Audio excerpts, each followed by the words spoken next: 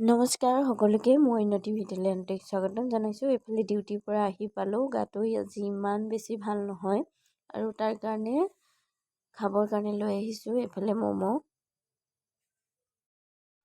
এইকেইদিন চবৰে আচলতে প্ৰব্লেম আহিছে। বতৰটো যিহেতু ঘপককৈ চেঞ্জ হৈছে তাৰ কাৰণে জ্বৰ, চৰ্দি, কাহ এইবিলাক প্ৰায় ব্যক্তি হোৱা দেখিবলৈ পোৱা গৈছে। বডি টেম্পাৰেচাৰ যিহেতু আপ ডাউন হোৱাৰ কাৰণে আমাৰ এইবিলাক প্ৰব্লেম আহিছে। আৰু এইফালে ম'মৰ বহুত বেছি টেষ্টি আছিলে আৰু মই খাই লৈছোঁ। আৰু খোৱাৰ পাছত যিহেতু অকণমান ষ্টাডি কৰিব লাগিব আৰু বহুত ব্যক্তিয়ে যিহেতু জানে মই এটা থেৰাপি চেণ্টাৰৰ লগত জড়িত আৰু তাৰ কাৰণে বহুত ব্যক্তিয়ে থেৰাপি আচলতে অকল গ'লেই হয় বুলি ভাবে, কিন্তু তাতে যে পঢ়িবও লাগে, কেতিয়াবা কষ্ট কৰিব লাগিব আৰু তাৰ লগতে পঢ়ি মেলিহে আচলতে যোৱা হয়। তাৰ কাৰণে পঢ়িব লগা হয়। এইফালে মই আচলতে খাই আজৰি, কিন্তু এতিয়া মই লৈছোঁ পঢ়িবৰ কাৰণে, যিহেতু অকণমান লিখা মেলা কৰিব আছে।